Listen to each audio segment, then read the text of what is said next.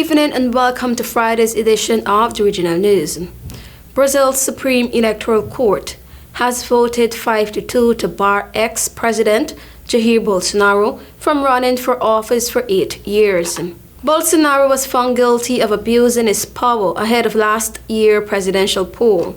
He had been accused of undermining Brazilian democracy by falsely claiming that electronic ballots used were vulnerable to hacking and fraud.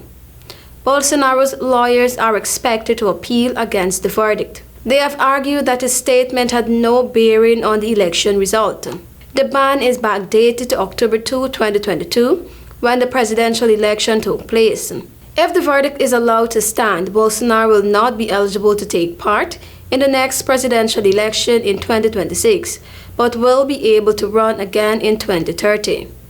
He was also barred from municipal elections due in 2024 and 2028. Bolsonaro called the decision a quote-unquote stab in the back and said he would keep working to advance right-wing politics in Brazil. The case against the ex-president revolved around a speech he gave while he was still president in 2022. On July 18, he invited foreign diplomats to his residence in the capital, Brasilia, where he falsely claimed that electronic voting machines used in Brazil were prone to being hacked and open to large-scale fraud. Costa Rica said on Thursday it has charged former President Luis Solis with corruption, accusing him of his involvement in the 2017 improper transfer of government funds to the state-owned Bancredito.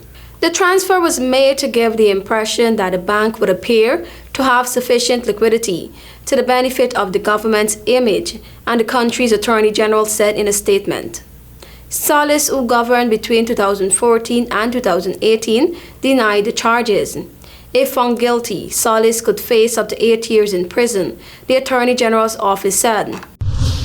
From September 2023, students will be allowed to wear their hair in locks, twists, plaits, afros, and cornrows in accordance with school rules. Girls will be allowed to wear ear extensions, including weaves and braids, in the new academic year. The relaxing of the rules on the school hairstyles follows stakeholders' discussions on the matter. In the wake of a group of boys graduating from Trinity College not being allowed to cross the stage with their fellow graduates due to in part to their hairstyles.